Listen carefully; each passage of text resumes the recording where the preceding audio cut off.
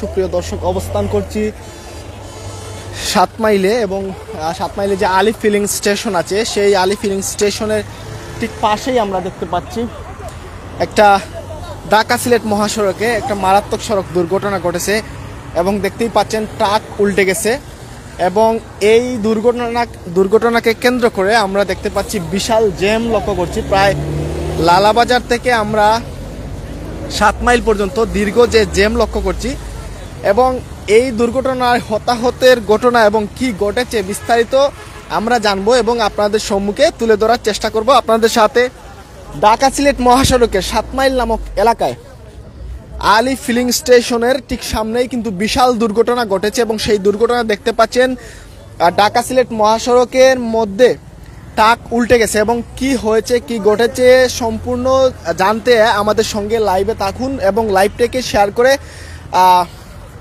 Comments করে আপনার মূল্যবান মতামত জানিয়ে দেবেন। এখানে অনেক প্রত্যক্ষদর্শীরা রয়েছেন, আমরা তাদের সাথে কথা বলবো। তারই পাশাপাশি আমরা একটু যদি আপনাদেরকে পুরোপুরি দেখিয়ে দেই যে আসলে ঢাকা সিলেট মহাসড়কের পাশে যে ট্রাকটি আসলে যে আলী ফিলিং স্টেশন যে পেট্রোল পাম্প রয়েছে সেই পেট্রোল পাম্পের সামনেই কিন্তু আমরা দেখতে পাচ্ছি ঢাকা সিলেট মহাসড়কে ট্রাকটি উল্টে গেছে এবং কোনো হতাহতের ঘটনা ঘটেছে কি না সবগুলো তুলে ধরার চেষ্টা করতেছে। আপনার সম্মুখে দেখতে পাচ্ছেন গাড়ির ভিতরটা ধুমড়ে মুচড়ে গেছে, কি বলবো, পুরোটা ট্রাক কিন্তু লোড করা রয়েছে এবং মাল ভর্তি বুঝাই যে ট্রাকটি কিন্তু উল্টে গেছে এবং এই ট্রাকের বর্তমান অবস্থা, ড্রাইভার বেঁচে আছে কি না আসলে এবং পুরোপুরি কি অবস্থা বিরাজ করছে।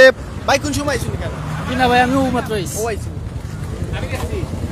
আপনার কি জানাচ্ছেন ভাই? আমি দেখছি গাড়ি আইছে আর ড্রাইভার যাইছিল সুজা যাইতো কি আর মালর বারে তেমন খাইতে হইছে, ড্রাইভার ভাল মারি পড়িয়া বা গাড়ি তুইয়া বাকছে ঠিক নি রাস্তা বন্ধ করিয়া যে গেল। ড্রাইভারের কোনো ক্ষতি না, ড্রাইভারের উঞ্চি খালি আটু বাড়ি গেছে আর কি, আড্ডি ও তো খানু জানি আর আপনার সব তো বাদে বাকছে ড্রাইভার। আচ্ছা যাই হোক, এই পর্যন্ত যতটুকু তথ্য পাওয়া গেছে যে ড্রাইভার আসলে ট্রাক উল্টার পরই কিন্তু যেহেতু বিশ্ব রোডের মধ্যখানে এভাবে ট্রাক উল্টে গেছে যার ফলে আসলে ড্রাইভার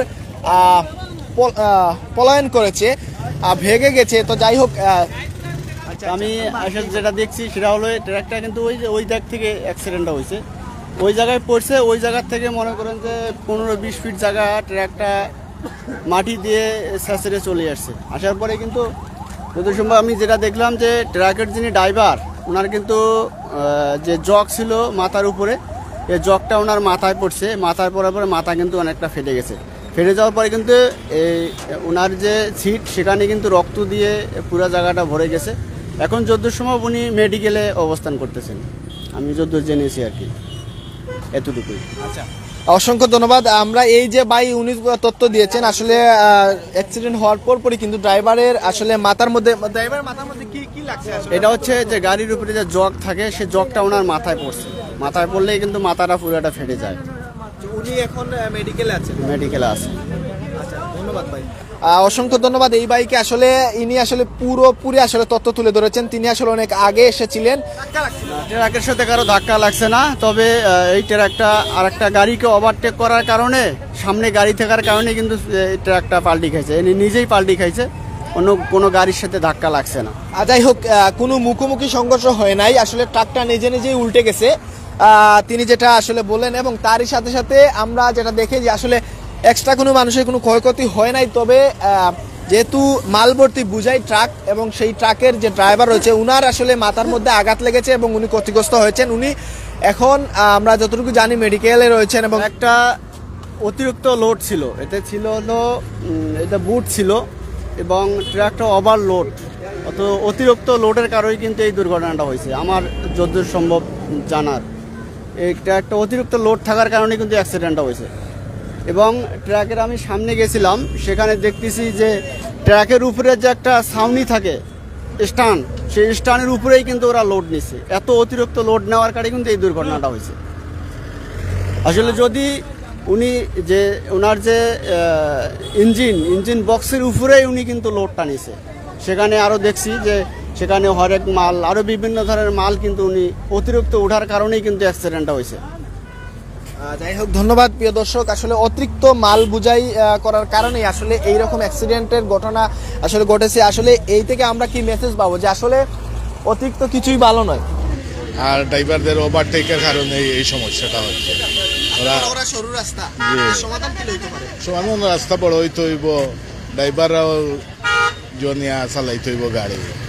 এই যে অবস্থা, ড্রাইভাররা যে জোয়া আরম্ভ করে গাড়ি টুটিয়ে আনলে একজনে ওভারটেক করতো, এই দুজন বেশি বেশি ওভারটেক হচ্ছে। ভাই কি তাও এলাকা নেই? লালাবাজারও। যাই হোক,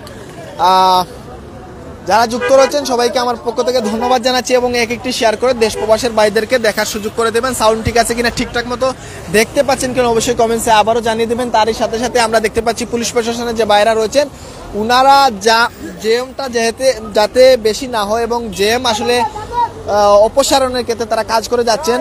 আমি সাতপাল থেকে আমি প্রায় 1 ঘন্টার উপরে গেলাম, আমি ওখানে বন্য তো দেখলাম তো স্কিডেন্ট হয়েছে প্রায় একটার সময় স্কিডেন্ট হয়েছে। আমি লাইভও যাচ্ছি, আমি সে লাইভ করছিল ওখানেও। তো এখন তো মানে রাস্তা জাম, আজকে একটা পবিত্র একটা শিবরাত্রির দিন আর রাস্তাতে তো জাম, অনেক রোগী করা আছে। আমি প্রশাসনের প্রতি দৃষ্টি আকর্ষণ করছি যত তাড়াতাড়ি পারেন এই গাড়িটা সরাইবার ব্যবস্থা করে, কিন্তু মানুষ অনেক ভোগান্তি, অনেক জায়গায় যেত কিন্তু যেতে পারছে না। অনেক গাড়িগুড়া হাজার হাজার গাড়িগুড়া লাইনে দাঁড়িয়ে আছে। আর ধন্যবাদ স্যার। আসলে এটা তো প্রসেস তো হওয়ার বা বর্তমানে তো এটা সাইড লাইনের কাজ চলমান আছে। ইতিমধ্যে আমরা দেখতাম পারলাম বা আপনার মিডিয়ার মাধ্যমে দেখাইরা যে এখানে একটা ডিস্ট্রিক্টটা উল্টি গেছে, এটা সম্ভবত খালিঘাটর কোনো দোকানের মাল হইব। এখন এই যে আজকে একটা বিশেষ দিন শবে বরাতের দিন, এই দিনে আমরা বিশেষ করি যারা স্থানীয় বা সিলেটের মানুষে বা সারা বাংলাদেশের শবে বরাত আজকে পালন করইব। মানুষ বিভিন্ন জায়গাতে কি মানুষ অন্যর আত্মীয় স্বজনের কবরস্থান বা বিভিন্ন অলি আল্লাহ কবরস্থান জিয়ারতের উদ্দেশ্যে মানুষ বার থেকে বার হয়েছে। এখন ইতি যে টাইমের মধ্যে তারা যে চিন্তাধারা করিয়া জিয়ারত করিয়া বাড়ি যাইব, আমার মনে হয় না এখানে যে বর্তমানে যে যানজট সৃষ্টি হয়েছে এই যানজট এই রাত 10টা-11টার ভিতরে শেষ হবে। কারণ এদিকে রশিদপুরের অনেক দূরইটা চলে গেছে, সম্ভবত এই নাজিবাজার পার হয়ে গেছে, ওদিকে আবার এই লালাবাজার পার হয়ে গেছে। এই দীর্ঘ যানজটের জন্য আজকে যে ভোগান্তি এই যারা এই গাড়ির মধ্যে যাতায়াত করা, তাদের এই ভোগান্তিটা আসলে সত্যি আমাদের জন্য কষ্টকর লাগে। কারণ আমাদের বাড়িতে স্থানীয়, যার কারণে আমাদের হয়তো এই কষ্টটা লাগেন না। যাতে এই তাড়াতাড়ি এই রাস্তাটা ক্লিয়ার করে দেওয়ার জন্য প্রশাসন যারা আছেন এখানে ঊর্ধ্বত কর্মকর্তা এবং যারা এখানে আসছেন সবার প্রতি দৃষ্টি আকর্ষণ করছি যত তাড়াতাড়ি সম্ভব এই রাস্তাটা ক্লিয়ার করে এবং এখানে এই গাড়িটা সরাইয়া রাস্তাটা ক্লিয়ার করে দেওয়ার জন্য সকলের প্রতি আইন প্রশাসন অনুরোধ জানাচ্ছি। এই যে বারবার দুর্ঘটনা ঘটে এর কারণ কি আপনি মনে করেন? এর বিভিন্ন কারণ আছে, হয়তো রাস্তার বর্তমানে যে ফিটনেস এগুলা তো এই যে অনেক সময় ঢেউ আছে, উঁচা নিচা আছে, এবারে এখানে গাড়িগুলো আসলে অনেক সময় গাড়িটা ব্রেক করা যায় না।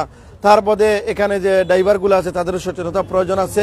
আমরা যারা গাড়ি ড্রাইভিং করি বা আমরা যারা গাড়ি চালাই আমরাও সচেতনতা প্রয়োজন। সবগুলা মিলাইয়া রাস্তারও সমস্যা আছে, ড্রাইভার যারা আছে তারা দক্ষতার সমস্যা আছে, যারা গাড়ি চালায় সব মিলাইয়া এই দুর্ঘটনার এটা আসলে দায়ভার নিতে হবে। একজনের উপরে দায়ভারটা দিলে তো হবে না, বুঝছেন। আর এটা সম্ভবত আমরা যা দেখলাম হয়তো কোনো গাড়ির এটা হয়তো বাঁচাইতে গিয়া সিএনজি বা মোটরসাইকেল, সেজন্য হয়তো হার্ড ব্রেক মারার কারণে গাড়িটা এইভাবে উল্টে গেছে আর কি, এটা যতটুকু আমরা ধারণা করলাম। আর এখানে ইতিমধ্যে তো আপনারা দেখলেন এখানে যে হযরত আব্দুর রহিম সাবর মাজার আছে, শাহদুল্লাহ রহমতুল্লাহ সফর সঙ্গী, উনার মাজারে আজকে হাজার হাজার মানুষ জিয়ারতে আসবেন। ইতিমধ্যে অনেক মানুষ জিয়ারতে আসছেন, তারা রাস্তার মধ্যে অনেক আটকে পড়েছে। যারা এই টাইম মতো আসছে আবার বাড়িতে গিয়ে বিভিন্ন কবরস্থান জিয়ারত করবে, ইতিমধ্যে এটা সম্ভব হচ্ছে নাকি। সেজন্য সবার দৃষ্টি আকর্ষণ করছি আমরা যতটুকু পারি সহযোগিতা করে রাস্তাটা ক্লিয়ার করে দেওয়ার জন্য। গাড়ির মালিক তো আমরা পাইছি না, ড্রাইভার তো আমরা আয়া পাইছি রক্ত বাড়িতে মেডিকেল। যাই হোক, আমরা আসলে সর্বোচ্চ তুলে ধরার আসলে চেষ্টা করেছিলাম। আমার কোনো ক্ষয়ক্ষতি হয়নি, তবে ড্রাইভার যিনি রয়েছেন উনার আসলে একটা মাথায় আসলে উনি আঘাত পেয়েছেন, শরীরে আঘাত পেয়েছেন, উনাকে ক্যাচেল মেডিকেলে নিয়ে পাঠানো হয়েছে এবং ট্রাক ভর্তি আসলে আমরা দেখতে পাচ্ছি যে এখানে যারা আসলে এই গাড়ির যারা কর্তৃপক্ষ রয়েছেন উনারা এসেছেন এবং আসলে গাড়ি থেকে যে ট্রাক ভর্তি যে আসলে মাল রয়েছে বুঝাই করা, সেই মালগুলো আসলে ওনারা অপসারণ করার নামানোর চেষ্টা করতেছেন এবং এর ফলে আমার কাছে মনে হয় যাতে একটু ওজন কমবে এবং গাড়িটাকে এই রাস্তা থেকে সরানো যাবে বলে আমি মনে করি। আপনারা যারা যুক্ত রয়েছেন অবশ্যই দেখতে থাকুন এবং আমরা সর্বোচ্চ আপনাকে দেখানোর চেষ্টা করতেছি। এবং 3 ঘন্টা ধরে জ্যামে আছি, বাচ্চা নিয়ে খুব ভোগান্তিত, আর 2টা বাচ্চা নিয়ে আছি, খুব সমস্যা আছে। আচ্ছা, এই যে আপনি ভোগান্তিতে রয়েছেন, আপনি কি মনে করেন যে বারবার অ্যাক্সিডেন্ট হচ্ছে, এটা থেকে আপনার প্রতিকার কিভাবে করবেন? এটা হচ্ছে ড্রাইভারদের সঠিক প্রশিক্ষণ এবং নিয়ম শৃঙ্খলা মেনে চললে মনে হয়। আমি হবিগঞ্জ থেকে এসেছি, যাবেন কোথায়? সিলেট। সিলেটে যাবেন। আপনি 3 ঘন্টা ধরে জ্যামে রয়েছেন। জি জি জি। প্রিয় দর্শক, দেখতেই পাচ্ছেন যে বাচ্চা নিয়ে আসলে এই 3 ঘন্টা ধরে আসলে উনি জ্যামে রয়েছেন।